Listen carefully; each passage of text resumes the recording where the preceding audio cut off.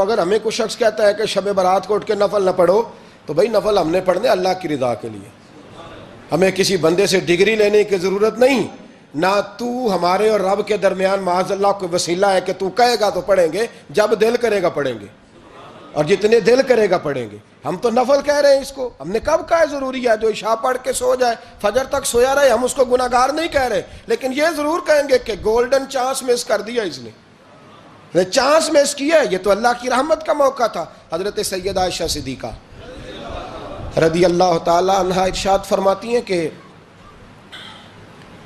شعبان کی 15ویں رات تھی، یعنی شب برات کی رات، فرماتی ہیں شعبان کی 15ویں رات تھی، میں نے اچانک نظر ڈالی تو حضور میرے بستر میں تھے، پھر میری نظر پڑی تو حضور نہیں تھے، میرے دل میں گمان آیا، خیال آیا کہ شاید کسی اور زوجہ کی طرف حضور کا میلان تباہ ہو گیا ہو، وہاں تشریف لے گئے ہوں۔ فرماتی میں اٹھی باہر گئی تو نبی کریم علیہ السلام جنت البقیع میں تھے، قریب ایک جگہ پہ حضور دعائیں مانگ رہے تھے۔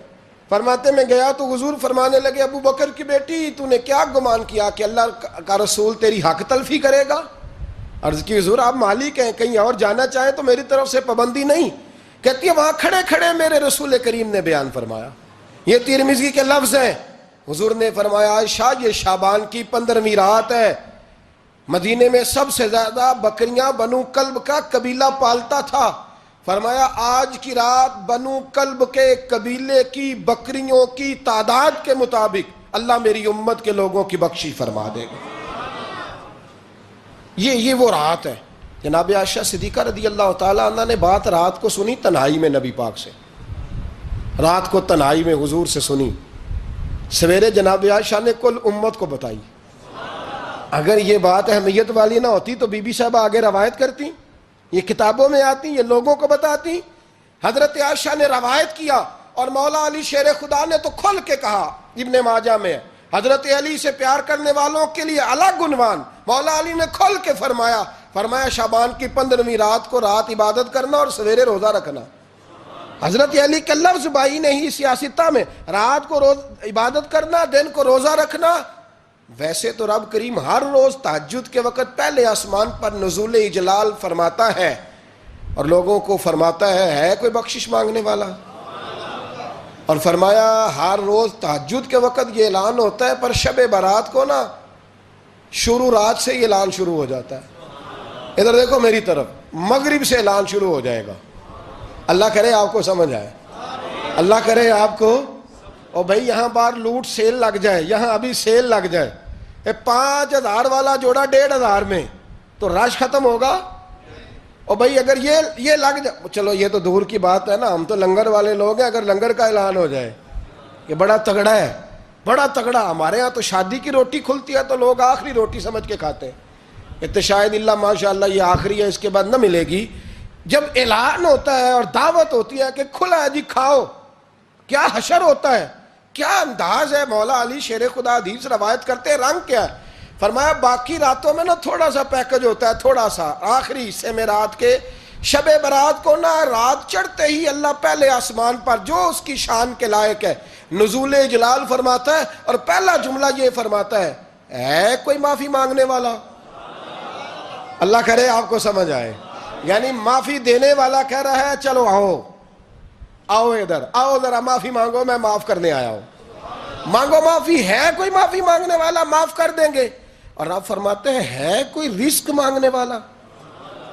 وہ جو بڑی درخواستیں دیتے پھرتے ہیں نا مختلف اداروں میں، وہ ایک درخواست نا کل شب برات والی رات بھی دیں، اللہ کرے آپ کو سمجھ آئے۔ وہ جو کہتے ہیں نا بڑی بڑی کمپنیوں میں نے اپلیکیشن جمع کرائی ہے تو کہیں کام نہیں بن رہا تو نسخہ دے رہا ہوں، ایک اپلیکیشن کل رات بھی جمع کراؤ انشاءاللہ کام بن جائے گا۔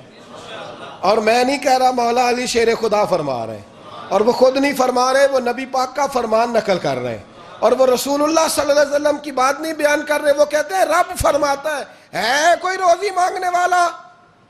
سارے سیٹھوں نوابوں جاگیرداروں کے پاس جا جا کے تھک گئے ہو، ایک دن میرے کہنے پر، ایک رات، ایک دیہڑی ذرا شب برات والی لگا کے تو دیکھو، پر شرط یہ ہے کہ یقین کامل ہو، ارادہ یہ، مطلب اللہ معاف کرے، آپ نے ناراض نہیں ہونا، لیکن وہ ماحول اس طرح کا ہے کہ شب برات کو ایک دو ساتھی کو کہا رات کو عبادت کر کہتے جی وہ تو ٹھیک ہے پر سویرے چھٹی نہیں، کام کرنا ہے. یعنی رب کہہ رہا ہے کہ تو آ جا شب برات کی رات، جو مانگے گا وہ تجھے. لیکن یہ ادھر نہیں توجہ کر رہا، یہ کہتا ہے سویرے 10 بجے دکان نہ کھلی تو مشکل ہو جائے گی، دفتر نہ گیا تو حالات. آپ دیکھیں ذرا، اب جب یقین اس طرح کا ہو تو پھر تو بھائی ساری زندگی اداروں میں درخواستیں دینی ہیں. پھر آپ جیسا آپ کا مزاج ہوگا، اللہ تعالیٰ تو بندے کے گمان کے قریب ہے. تو میرے رسول پاک علیہ السلام نے ہمیں یہ میسج دیا، پیغام دیا، فرمائے اس رات جو اولاد مانگے گا رب اسے بھی عطا فرمائے گا. اس رات جو اللہ سے بخشش مانگے گا اللہ اسے بھی دے گا. اس رات جو رب کریم سے عزت مانگے گا اللہ اسے بھی عطا کرے گا. شارحین نے لکھا اس رات جو رب سے پردہ پوشی مانگے گا اللہ اسے پردہ پوشی بھی عطا کرے گا. جو جنت کا سوالی ہوگا رب اپنے فضل سے عطا فرمائے گا. کوشش فرمائیں، کوشش فرمائیں.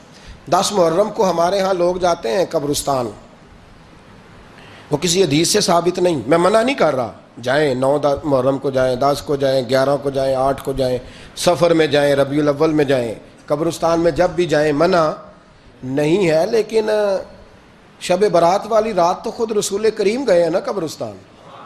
اب جو بات میں نے سمجھانی ہے اس کو سمجھیں. نبی پاک کی والدہ کا مزار نہیں ہے وہاں جنت البقیع میں. حضور کے کو بھائی بہن، حضور کیا کرنے گئے؟ امت کی بخشش کے لیے گئے. شب برات کی رات لالچی نہ بنے کہ صرف میں نے اپنے لیے روزی مانگنی ہے، کل امت کے لیے مانگے رب کریم سے. مانگے اپنے بھائی کے لیے، مانگے اپنی بہن کے لیے، مانگے اپنے بیٹے کے لیے، مانگے اپنی بیٹی کے لیے، مانگے اللہ کریم سے. یہ مانگنے کی رات ہے. پچھلی راتی رحمت رب دی کرے بلند آوازہ، بخشش منگن وارے کارن کھلا جے دروازہ. آئیں اللہ کی بارگاہ میں اس رات کو کھل کے دعا مانگیں. قبرستانوں میں نا کچھ قبریں ایسی ہیں کہ جو بتاتی ہیں کہ سالوں بیت گئے ہیں کوئی آیا نہیں. کچھ قبریں بتاتی ہیں. اور کچھ بڑے قبرستان بڑے شہروں میں ایسے بھی ہیں کہ جن کا گورکن کہتا ہے کہ مجھے کمیٹی نے کہہ دیا ہے جہاں 4-5 سال کوئی نہ آئے وہاں نئی قبر بنا دیا کرو. وہاں نئی قبر بن جاتی ہے معاذ اللہ. او بھائی کچھ ہیں ایسے، کچھ ہیں. یہ جائیں نا اکبر بادشاہ یہاں لیٹا ہے لاہور میں تو شعر لکھا ہوا ہے، بر مزارے ماں غریباں نے گلے پروانہ سوزز نے صدائے بلبلے. فارسی کا مقولہ لکھا ہے اس کی قبر پہ، کہتا ہے میں وہ غریب ہوں، اعلیٰ بادشاہ ہے مقبرے میں لیٹا ہے، کہتا ہے میں وہ غریب ہوں کہ نہ یہاں کوئی پروانہ آتا ہے نہ بلبل آ کے گیت گاتی. کوئی آتا ہی نہیں، کوئی فاتحہ نہیں پڑھتا، کوئی فاتحہ نہیں پڑھتا. او بھائی کئی قبریں ایسی ہیں جن پہ سالوں بیت گئے کوئی لوٹا نہیں. اور مشکات میں حدیث ہے میرے نبی کریم علیہ السلام نے فرمایا جو قبر میں ہوتا ہے وہ تو اس آدمی کی طرح ہے جو دریا میں ڈوب رہا ہے اور وہ انتظار کر رہا ہے کہ میرا بیٹا میرے لیے دعا مانگے، میری بیٹی دعا مانگے. پر بیٹے کو تو 27 سال ہو گئے، ملک سے باہر ہے، کاغذ بنے گے تو ابے کی قبر پہ آئے گا نا. اس کے تو کاغذات ہی نہیں مکمل ہو رہے. وہ بیٹے کو تو مشکل ہے بڑی، وہ تو کاغذات نہیں بن رہے. وہ تو دولت کا مطالبہ پورا ہوگا تو جب ہی وہ کام ہوگا نا. انتظار ہو رہا ہے قبروں میں میرا بیٹا دعا کرے، میرا بھائی دعا کرے. اور اگر بچہ دفن ہے تو وہ کہتا ہے میری ماں دعا کرے، میرا باپ دعا کرے. کوشش کریں شب برات بعد از مغرب یہ رواج پیدا کریں. یہ رسول اللہ کا طریقہ ہے صلی اللہ علیہ وسلم.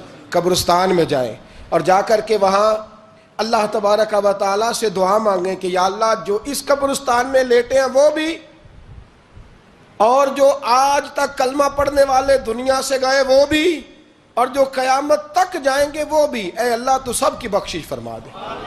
اللہ کی رحمت کو محدود نہ کریں کہ صرف مجھے بخش دے، اسے کہیں یا اللہ کل کی بخشش فرما.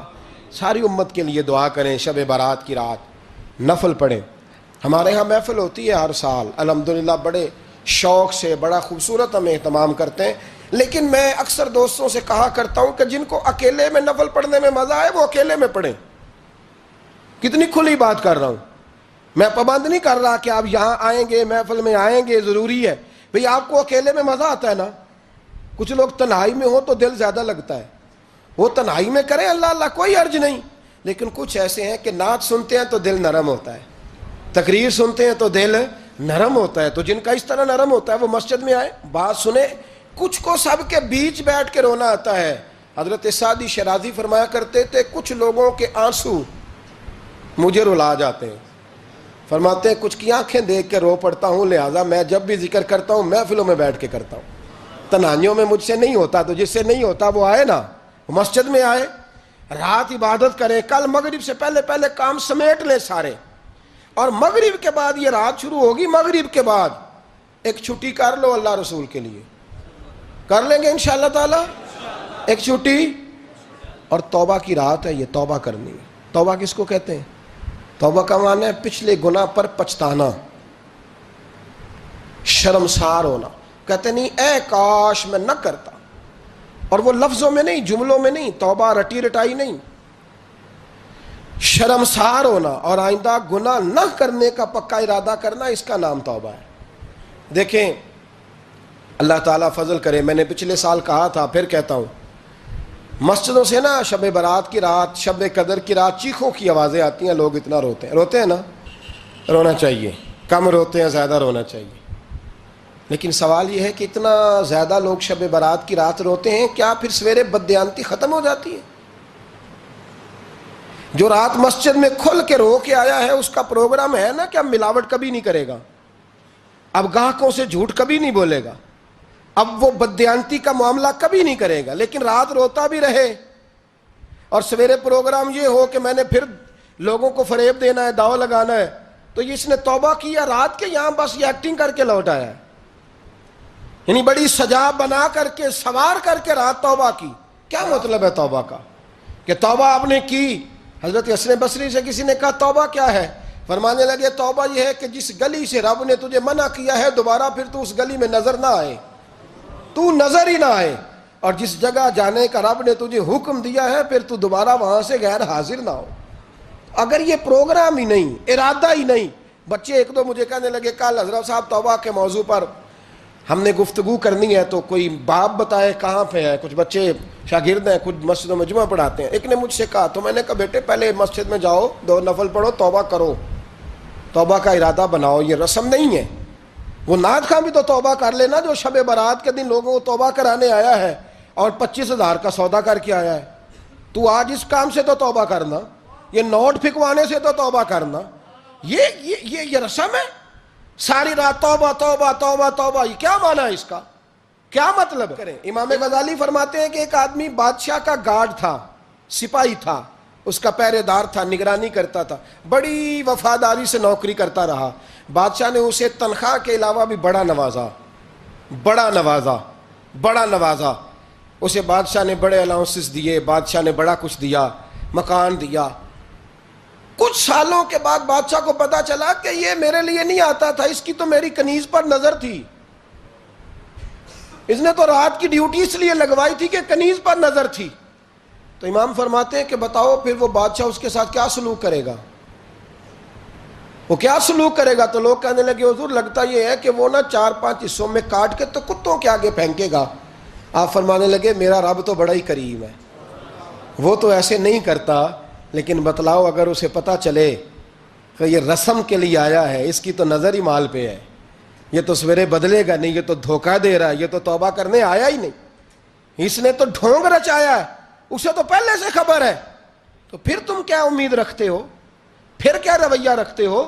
شب برات کی رات دھاڑے مار مار کے رونا اور صبح اسی طرح دھوکہ دینا, اسی طرح فریب کرنا, اسی طرح جھوٹ بولنا, اسی طرح بددیانتی کرنا, اسی طرح لوگوں کو لوٹنا.